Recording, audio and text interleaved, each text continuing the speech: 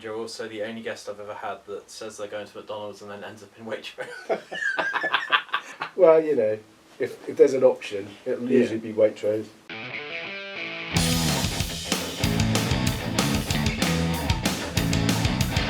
Some guests are serious, some are really funny. What are you waiting for?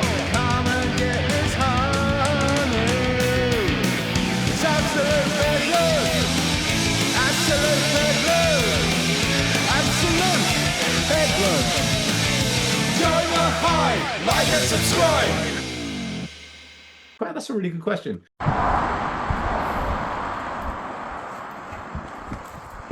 Hello, how are you? Yeah, I'm good, thanks. So we met about a month ago, didn't we? Yeah. To prep. Yeah. And I think this has been maybe 2.5 to 3 years in the discussion. I reckon it's more like 4. But it seems like every time I speak to you, you're in the absolute trenches and the midst of everything else, and you've messaged me a couple of times saying I just don't have the capacity to do this. Yeah. And it's funny because sometimes when someone tells me that they don't have the capacity, I actually have to self-reflect and go, do you know what? I want this to be good, and I want this to actually, especially the in-person stuff, like Zoom you can kind of like, oh, I'll speak to you in 6 months and we'll do it on Zoom again. Yeah. But in person I feel like I owe a service for the local heroes, you know, the local community. Yeah. So yeah, how's your day been? You alright? Yeah, it's been quite full on. Yeah, but really lovely. We're in the middle of the heat wave in Yeah, June, we are, yeah. and it's awesome. Yeah, it's been a bit of a weird day. Won't get into politics, but I know what that means, so Yeah. that's all that matters. Yeah. You are probably the earliest guest that I've had, and you're also the only guest I've ever had that says they're going to McDonald's and then ends up in Waitrose. Well, you know, if there's an option, it'll usually be Waitrose. Yeah. You know, Waitrose, it's fabulous. The food is just wonderful, you know. It's organic. It's beyond organic, you know. Also, the not most recent time we met, the time before that, I took you to Nando's for the first time. You did take me to Nando's for the first time. That was a revelation. In hindsight, would you go back? Yeah, no, I would. Yeah. Yeah. Fantastic. Yeah. Yeah. Very good. I feel like I'm painting a picture already. We can tick them off. Okay, so first couple of questions I usually ask people before we get to know the guest is, how did you find school? Cast your mind back. I try not to. I hate school. I'm one of those people that could not wait to get out. Yeah. I went to a really little first school in the middle of the countryside in a place called Hampreston. Yeah. Where there were 60 kids in the school, 60. Wow. and 3 teachers. Wow. And that was all right, really. But I don't know if it set me up particularly well for moving to a bigger school, if you know what I mean. So I went to a middle school. Pretty much the first teacher I met didn't like me, and that kind of set the tone, really. And if it wasn't for the fact that I had a teacher just before I was going up to upper school who really changed her approach to try and get me involved. Yeah. What I like to call a proper teacher. Yeah. Yeah. Who suddenly, I remember her saying, right, everybody, I want you to write an essay about this. And she said, John, you can write about whatever you like. Oh wow. And I said, what, even science fiction? Yeah. And she said, yeah. And I thought it was a trap then. Thought this was, I'm being set up here. Yeah. So I wrote something science fiction-y. Yeah. And I got to see something for the first time ever at school. And then the next time she did the same thing again, and I wrote something and I got a C+, and then I got a B-, and then I got a B, and then I got a B+. Yeah. And then she said, do you want to do what everybody else is doing? Right. Okay. And by that point my confidence had built up, and I went, yeah, okay. Yeah. And that probably changed lots of things. Yeah. Really. Can you remember what kind of clique or group you fell in? Yeah. so this was the 80s, right? So we Yeah. had gangs Yeah. rather than cliques.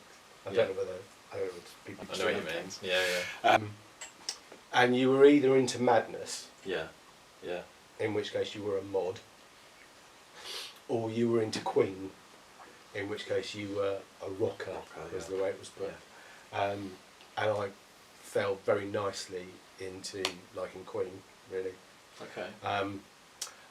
I mean, it was the 80s, right? So there's amazing music, and the problem is in the 80s you had to kind of pick. It wasn't okay for you to like everything. The 90s Yeah. came along, you can pick whatever you like. Yeah. But yeah, and we were probably in the same friendship group from when I moved from Hampreston. There wasn't anybody else went to my middle school, so I was proper start again. Yeah. But then right the way through to the end of upper school, really, those relationships. I'm still in contact with a couple of people, but Yeah. not more than that really. But it was college.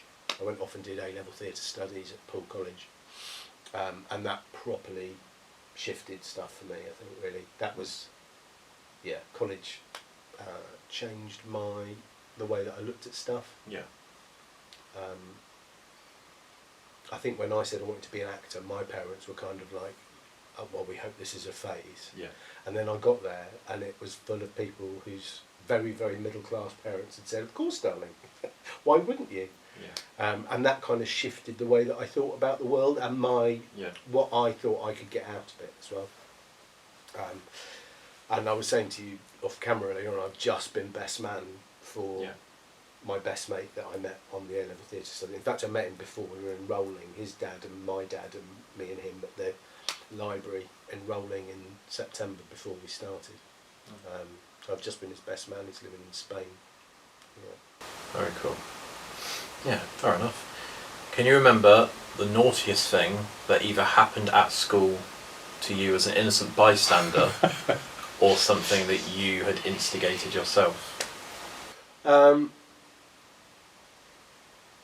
Lots of things. I used to get the blame for everything, I think. Yeah.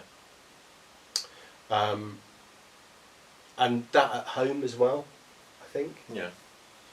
My parents, I remember going on holiday to Ilfracombe, and we stayed in a guest house, and it was one of these guest houses where they still did dinner, so they'd ring the gong and you'd run down. And my mum saying to me on I think the last night, she said, "Don't you dare be at the front of the queue. It's so embarrassing, and you're putting out everybody else." And they rang the gong, and of course I didn't go. And then when we got downstairs, everybody was waiting for me to go in first. Yeah, yeah. And I think that probably set loads of stuff up. And I don't know whether some of my some of the way that I was at school was because of what home life was like. Yeah. Really. My parents were, well, certainly my dad was old. He was 60 when I was born. Okay. Yeah. So, and you can imagine, so he was born in 1910, and then this upstart turns up and wants to get his ear pierced and dye his hair, and Yeah. Yeah. Living through when did World War One end? 1917, I think, wasn't it? Yeah. So you were 7. Well, no, he was. Do you say he was born in 1910? Yeah. Yeah. Yeah. Had a family in the Second World War. Time that would have been. Yeah, just bizarre. Yeah. Yeah. Everything was done because it was needed to be done. Versus. And you did what you were told. Yeah. Completely. As opposed to, how we are now, which is kind of, there's some guidelines, but other than that, kids, Yeah. Go and be you, learn Yeah. who you are and what you want. Yeah, lots of inclusivity and lots of riffing and lots of... On the other side of that, I think there's a lot of lost people that don't... Because they've almost been given so many opportunities to become an animator, to become a podcaster, to become, I don't know, a karate instructor, just whatever you want to do, and you can do it self-employed now as well, and it's not always about having a person that you report into, and it's almost paralysis by analysis, where people just, too much of the sugar's out there, Yeah, I see quite a lot of people, younger people, with a good work ethic though. Yeah. I know my eldest and my youngest, I guess, but my eldest is out in the workplace and she's properly focused on her career. Yeah. And my youngest works super hard at school. Far, you know, I mean, she's actually revising. I don't think I ever revised anything in my entire life when I was at school. Yeah. I just turned up and hoped Winged that my it. talent would see me through. Yeah, yeah. It does feel good though sometimes when that is correct, but I'd say most of the time it's, you know, lastminute.com, where's my bloody pencil case? Yeah. How am I going to pull this one off? Yeah. I mean, we were talking about school. I didn't hand in Yeah. a piece of homework until I was about 13, which is, this is Mrs. Y was my teacher. Yeah, yeah. And I think now I'm a certified Myers-Briggs facilitator, and I'm actually, you know, I come out as a judgment, which essentially means that I am super organised and really planned, and I am, you know, I've been a project manager for Yeah, yeah, yeah. I don't know how long, and a teacher, right? I don't think you can teach if you haven't planned stuff really. So I think some of that is learnt behaviour. Yeah. From Yeah. you know, actually I have to do that now. Yeah. And I was at that age where certainly at school, maths was you've got a mental block, and so I just didn't even bother. And then 2 years ago, because I wanted to do a course, I had to go and do my O-level maths, and I was top of the class. It's a different mindset, right? And I don't think I was ready for school either. I think that this whole thing. Ken Robinson, do you know Ken Robinson? Heard of him, yeah. Yeah. So he was like a professor. Passed away a few years ago, but really cool guy, and has written loads and loads of stuff about education and it not being fit for purpose and all that sort of stuff. And he talks about the fact that we educate creativity out Yeah. of kids. Yeah. Yeah. And he says that essentially putting kids through school in age groups, how old you are, is a really bizarre thing to do. Yeah. It's like you've got a sell-by date, is the way he puts it. Actually, you know, put people through different bits of the education system when they're ready for those bits of the education system. Yeah, I think I've been a young everything, really, until probably where I am now, where I kind of feel like often I'm the kind of wiser sage type thing. I've got this written down a little bit down from here, but it seems like a good segue. Where do you think you get your work ethic from? Is it nature versus nurture? Is it your parents drilled it into you at a young age? Or is it the ability to provide for your family? I think we talked there about school. Yeah. I don't think school or home really gave me very much at all, if I'm honest. I think what changed stuff for me was going to college and actually starting my first job. And I think for lots of people, you know, they leave their home and their place of safety. Yeah. And they go to their first job and they're like, what is this? And I think there was some of that with me. I won't pretend that there wasn't. Yeah. But actually, it was the first place I was able to be me. Yeah. And where people went, yeah, no, you're all right, really. But I've had all these self-limiting beliefs, I think, all the way through. And again, probably from home and Yeah. naming Mr. Wood, my teacher at middle school. And I've slowly kind of bust them. Other people have helped me bust them, if that makes sense. Yeah. There was a point where somebody suggested perhaps I could teach. And I was like, don't be ridiculous, I can't be a teacher. And I applied for it was a JEB diploma in IT teaching. Yeah. And the lady that ran it said, well, we don't normally have men and men that do IT for a living, because I was doing IT at that point. it's normally women who've been secretaries and that, you know, this is early noughties. And she said, but I'll give you a go if you want. And again, I was top of the class, right? Yeah. And there's just, there's a whole kind of litany of people who went, yeah, I'll give you a chance. Yeah. And each time I've kind of blown that apart, really. But I think there was a point where my dad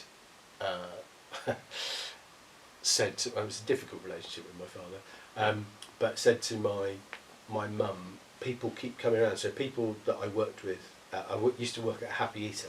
Yeah.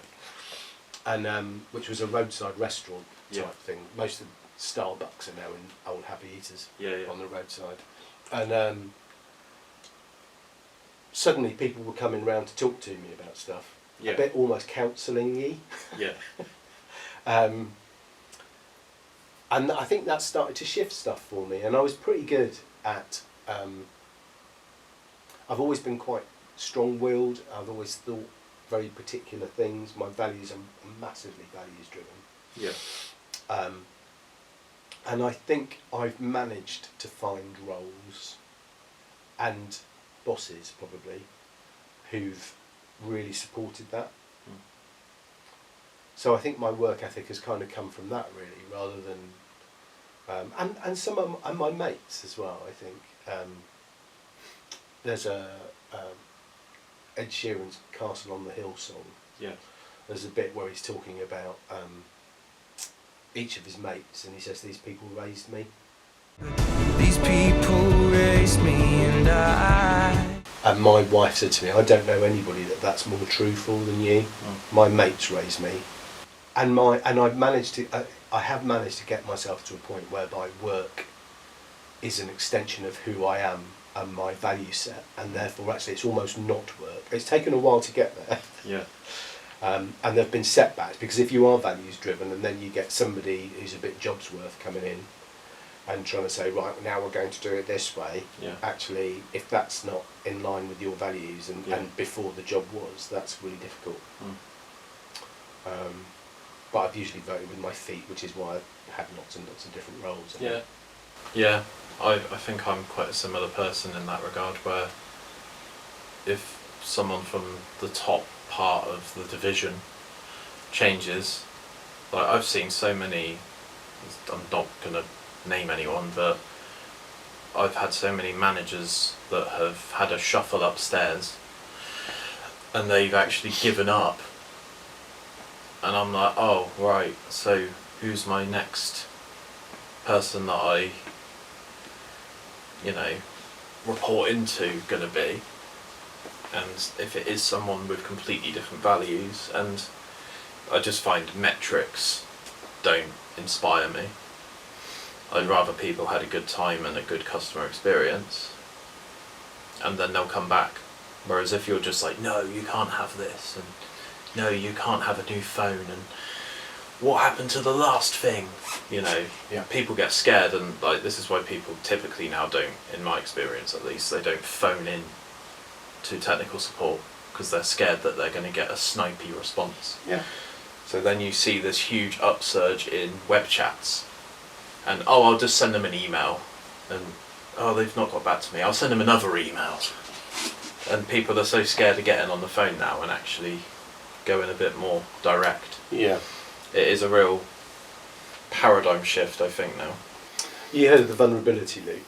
No. The vulnerability loop, I teach this in leadership, Yeah. is you've got person A and person B. So person A sends a vulnerability signal.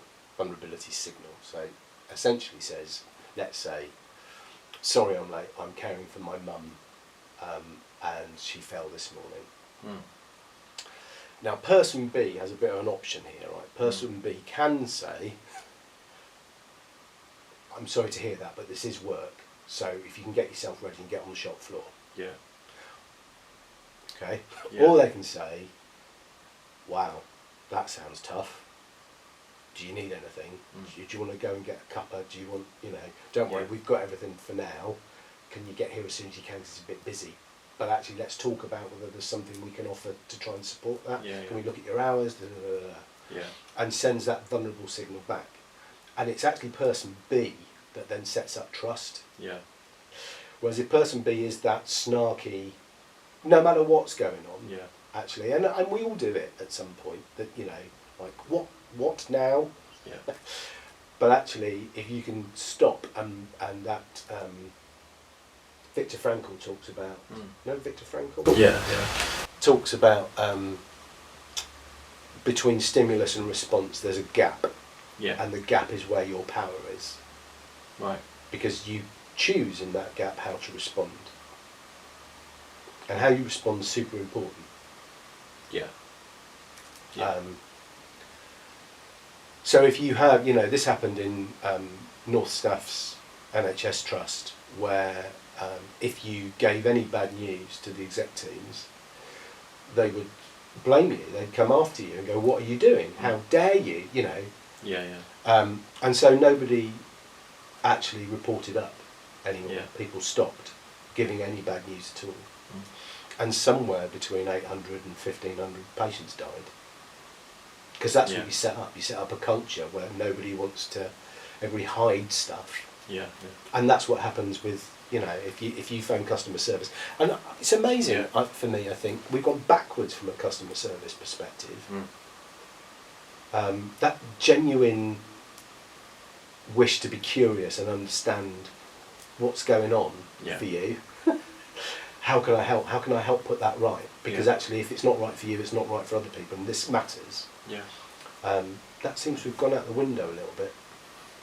Something that I learned with ITIL or or whatever you want to call it nowadays, the IT infrastructure library. Yeah. Something that they said to work in a service desk and to work in a support environment that's actually super handy. And I feel like this was on the multiple choice foundation certification thing. Yeah. Is actually empathy, rather than treating the whole thing like a giant switchboard and being like, "Please hold, transferring you now." Yeah. You know, this person might have phoned 4 times prior in the week, and their laptop's clearly not in a good way. Yeah. So actually, you might need them to come into the office, and you might just need to swap their laptop, because the amount of calls that device is going to generate, is it actually worth them phoning in? You know, sometimes you've got to look at numbers, haven't you, like how much money someone's on, or a rough figure of, you know, if someone's earning 6 figures and they're constantly phoning IT, they're not getting their work done. And I think sometimes I'm quite good at taking a step back and being like, actually, this person either needs more training, or they need some newer equipment because it's clearly not serving them. And this is always a problem with people that work remote a lot, because when something doesn't work, it really affects their entire flow, you know? Yeah. I've had it recently actually at work, I won't go into details, but just that step back sometimes and thinking about, actually, let's not just use this person as a ticket closure and bump my own stats, and my manager goes, "Oh, well done, you've managed to calm the monster down." Actually, you know, this person's a human being and they're not being as productive as they want to be, which is huge, isn't it? Yeah. You know, this person wants to actually put a shift in, Yeah. rather than just wiggle the mouse around so that they're green on Teams. Yeah. Yeah. So yeah, there's a lot to it, isn't there? Yeah. And I think working in, you know, roadside restaurants Yeah. kind of teaches you a lot of that stuff. You know, Happy Easy just used to have a post that said, "Happy, how can I help you? Allow the customer to tell the story, put it right, prevent it from happening again. Yeah. Your action will ensure a happy customer." It's really simple, right? Yeah, yeah. And people will remember that, because they go, Yeah. how often do you get somebody that will go, they'll phone the help desk and they'll go, "Yes, Jerry can help you. Yeah, is Ben there?" Yeah. Yeah. That was my entire apprenticeship, mate. Yeah. I don't want to speak to this other person, I want to speak to this person about my iPad. Person's currently doing their apprenticeship and they're actually not here on Wednesdays. Yeah. So you're going to have to put up with me. When I did frontline PC support, I went on holiday for a fortnight and I handed over to my boss. I said, "So, you know," and when I got back, the first thing he said was, "I don't know what you spend your time doing, because for the last 2 weeks, nobody has phoned help desk. to ask for some help. Wow. Okay. And then as I walked around each department, I went, oh, thank God you're back. I've got a list. Oh no. And nobody wanted to go to him. Yeah. But he was completely unaware that that's how he came across. Yeah. Yeah, sometimes you need someone else to sort of bring that to the surface, don't you, rather than... Because if you get stuck between, you know, if it's just you two all day, yeah, that's tricky. The amount of people I've met in the real world, and they say, oh, the Wi-Fi in this building's rubbish. And I go, okay, well, have you reported it? And they'll go, no. Yeah. And I'll go, well, when did it start being a problem? And they're about 9 months ago. But the last time they reported it, no one actually did anything. Yeah. So it's put up or shut up. Yeah. And actually, that seriously prevents you from being productive nowadays. Everything's connected to the internet. Yeah. And you're saying, you know, don't go to that part of the room because your laptop will just stop working. You know, there's not a lot you can actually do nowadays without an internet connection. Best Wi-Fi in the world is the one that nobody ever mentions. Yeah. That's the measure of a good IT system. Because everything just does what it's supposed to do. Absolutely, yeah. Completely. Yeah.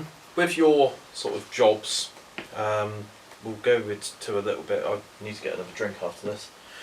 What would you say has been the most, what's the word, fulfilling? I know that there's a lot to choose from and you might extrapolate from each job, but what would you say, was there a time where you went into a situation like a deer in the headlights thinking, I don't really know what I'm going to do here to change this, and then you've actually had like an epiphany and you came out stronger? Does that make sense?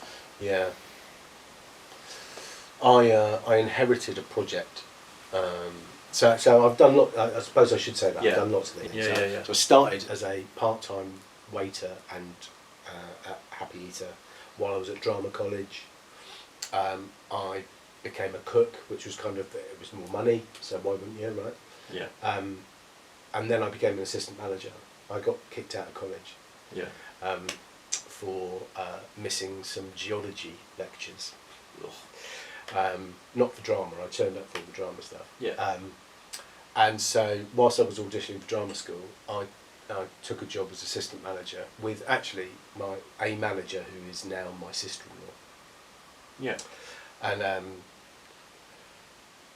And it was great, and actually part of that was we were a training unit, which is where I think the whole customer service and training stuff comes from.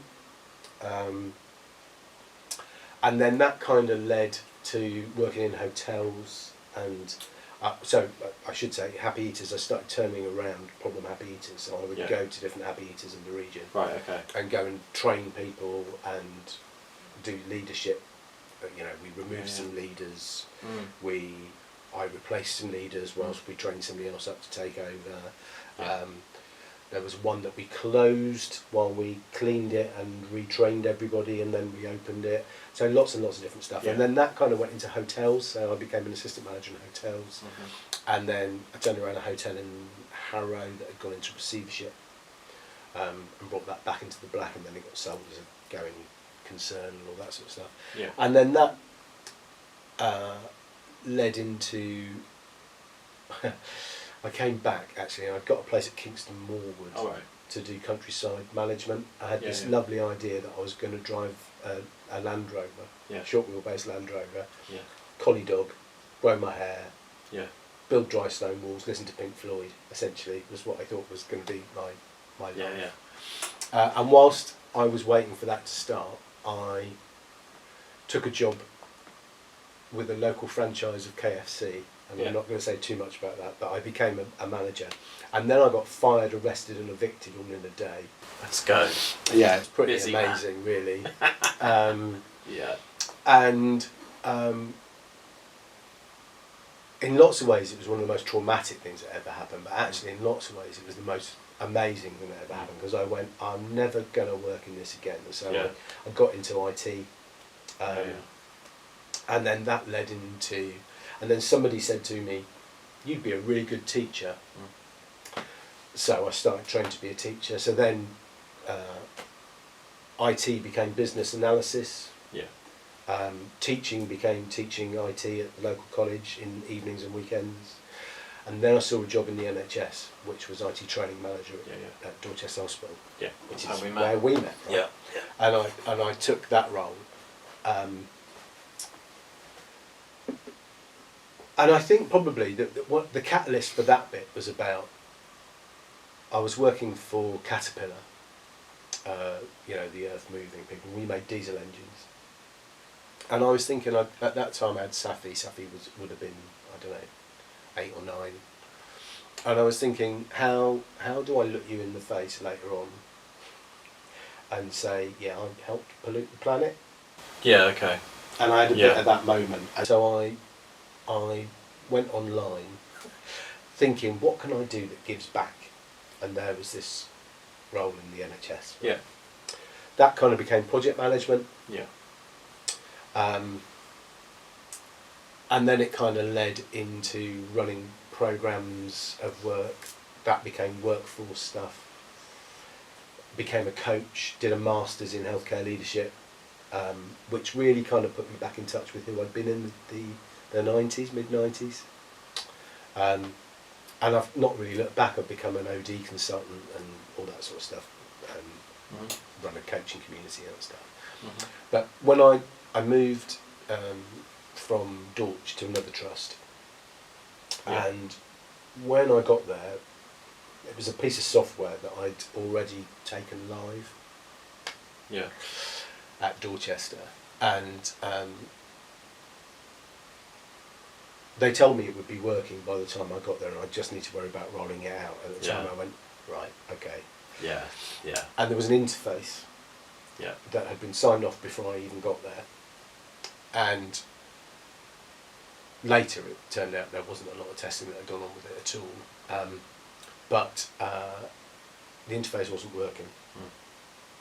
And they'd started off with an exact copy of the main database, and then it was supposed to get updated through some messages as it went, and it drifted over 6 months. So nobody knew that the interface wasn't working for 6 months. And by that point, we'd got some letters that were supposed to go to the GP from consultants that were going to the wrong GPs. Yeah. Because people had changed their GPs. Yeah. And the response I got from an exec was, "We're coming for ye." Right. And I actually, at the time, I was having some mental health issues. Okay. So I was I'd got a baby. Yeah. Evie must have been a year, 2 years old, something like that. This job was, it was a temporary contract. Yeah. So there's a whole load of stuff about I've got a mortgage, literally just bought a house. Yeah. All that, just got married the year before. So we got married, Yeah. bought a house, Evie was born, all within the space of a year. And I had got into my head, they're gonna find out I'm no good at this, that imposter syndrome thing. I'm going to get fired, I'm going to lose my job, lose my house, lose my family, they'll all leave me. And then this guy went, "We're coming for you." Which seemed like a whole thing was coming. It's like the Truman Show. Yeah. And I had a great project support officer, who you know, and I got back to the office and I froze, and I remember freezing, and I just said, "They're going to fire me." Yeah. And Carly, who was my work wife for many years, said, "Well, until they do, shall I put the kettle on and we'll have a cup of tea and then we can look at the data." Such a calm response. And it brought me out of it. And actually what we did was Carly and I and our data warehouse guy, Mark, we started looking at the data and working out what was going on and really put it right. And even to the point where we wrote a document called an approach to testing document, which said, when you're ever going to put any of these pieces of software in with an interface, this is what you need to think about. So from day dot, what information is it you're sending, how are you going to test it at every stage of the messaging sequence, all that sort of stuff. And that same exec actually sided with the company, because I said that's the only way you can make it safe is to do these things. And the company said, "Nah, you don't need to worry about that." And he said, "Well, they're the experts." Yeah. And in the end, my IT director brought in a business assurance company And they looked at the evidence and they went, John is right, the only way to make it safe is doing what John's done. Yeah. And that document became, the approach testing document became something that every IT project that had to be, that got approved after that, was always had an approach testing. To ensure that there was clinical safety? Or Yeah. Just as Yeah. But I mean, just, I went and spoke to the person that had signed the interface on. Yeah. And she said, well, they told me it worked. So there'd been no case studies, no, no it was testimonials. just unbelievable. It's fine. No rigour at all. Yeah, it's slightly better than it was, Yeah. but not enough. Yeah. Hello one and all, fancy seeing you here.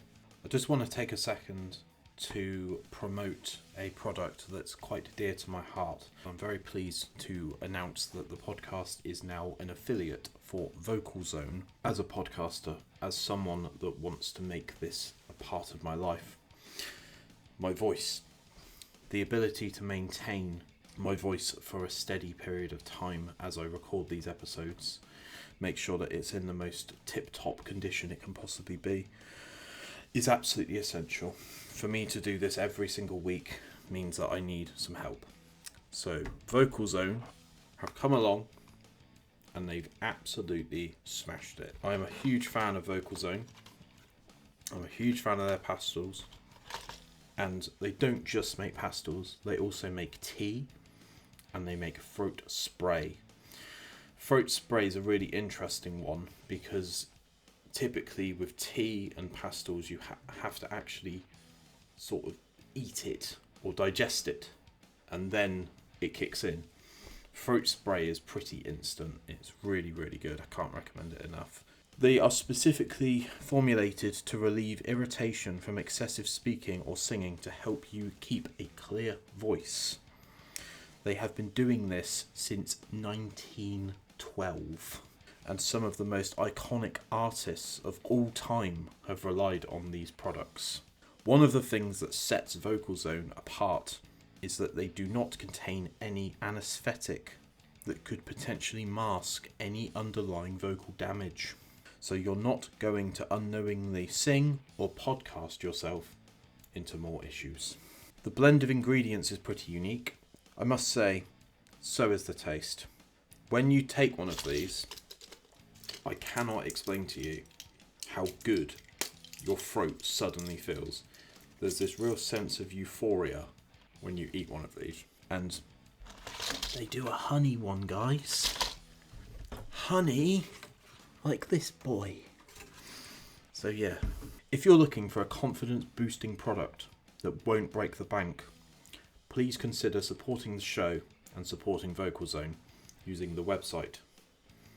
This will take you to an affiliate link and you'll get 10% off everything on their store. Please check out Vocalzone. They do a lot for the local community around them and I can't think of any product better to keep your throat and your voice in the best possible shape it can be. Absolute bedlam. What's the best piece of advice that you've ever received in your life, be it work, play, or anything in between?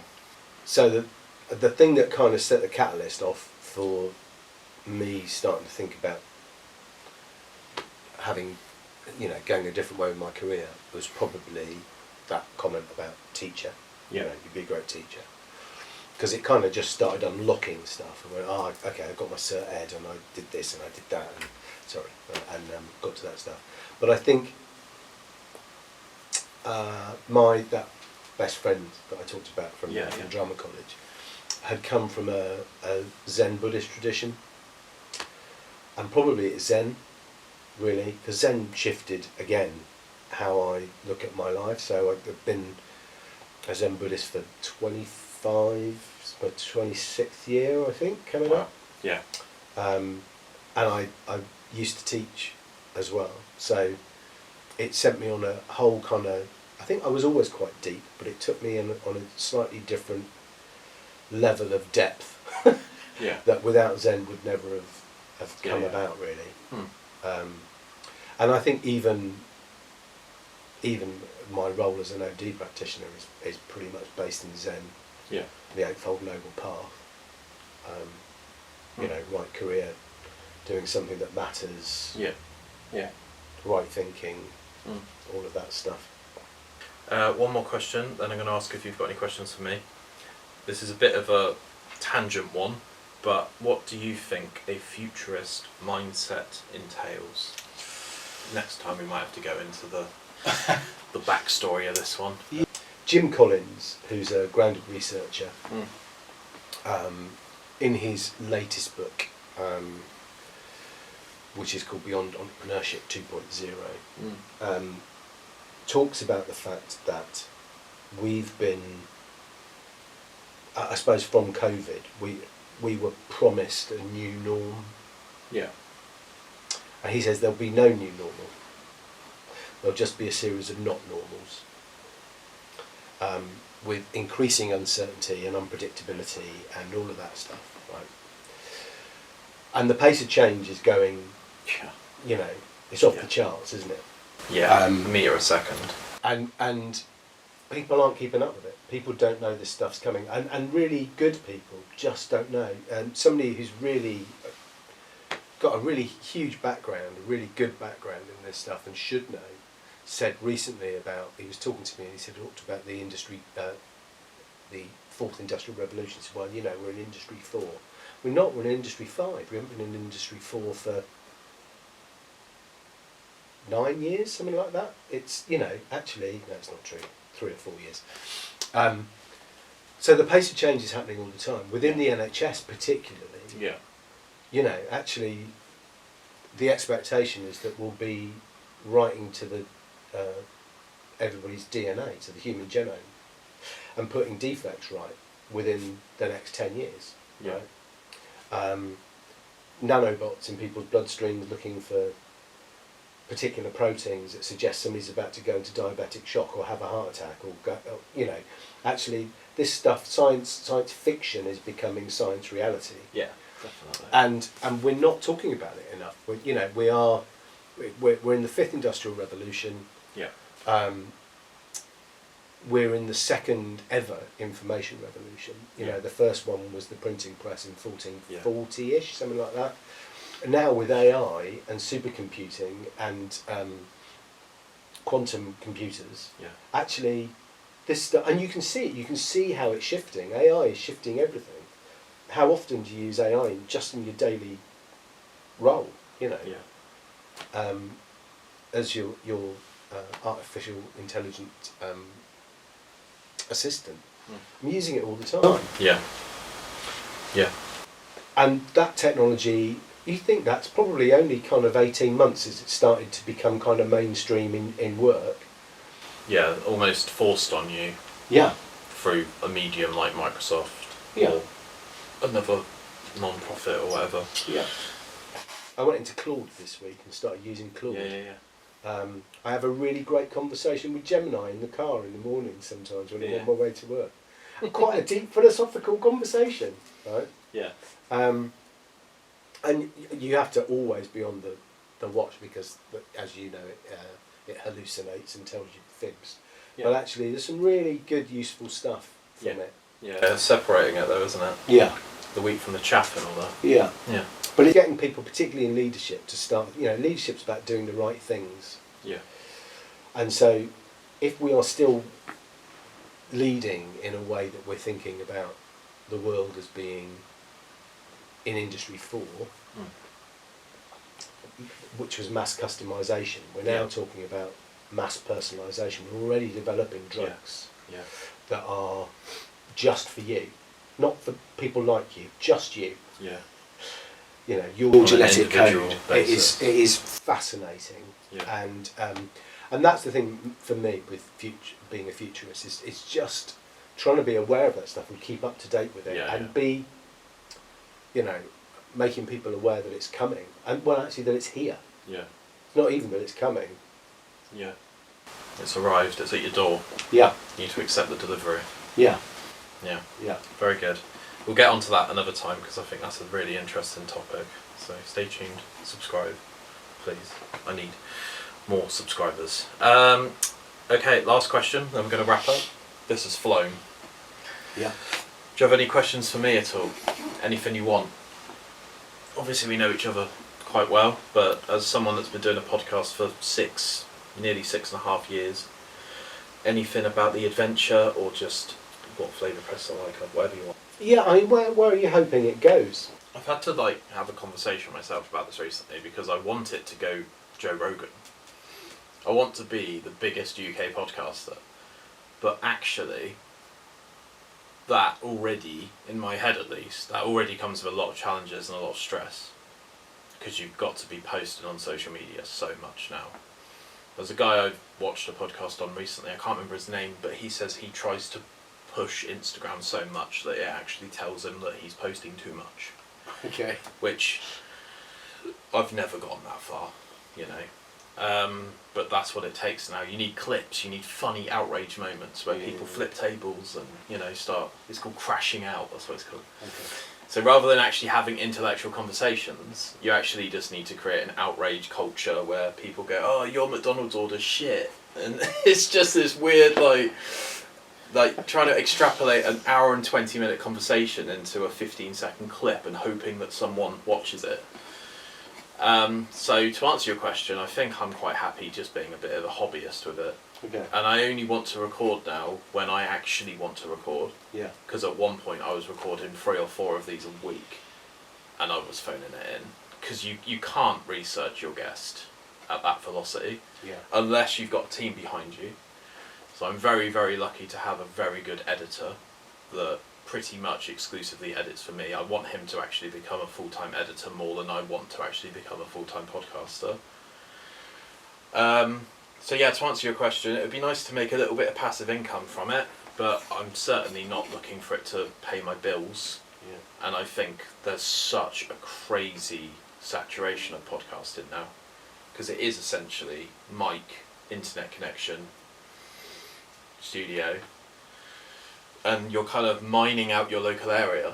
Yeah. And you're trying to get musicians on and people that are in a film or people like you. You know, I'd consider you to be a thought leader, and I'm interested to hear what you have to say.